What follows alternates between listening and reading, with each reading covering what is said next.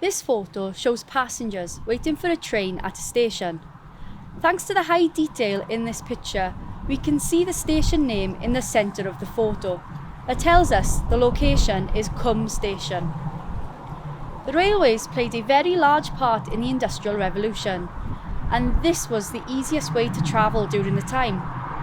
It was also the easiest way to ship large quantities of raw materials and finished goods. This included industrial materials such as iron and coal to goods sold in shops and pubs such as milk and beer. The men on the left would have been waiting for the train to take them to work at Ebbw Vale. On the right of the photo is a lady holding a baby in her arms. The sign on the wall to the side of her is advertising a day trip to Aberystwyth. The station would have been staffed by the railway employees, and the entrance to the guards room can be seen on the end of the building.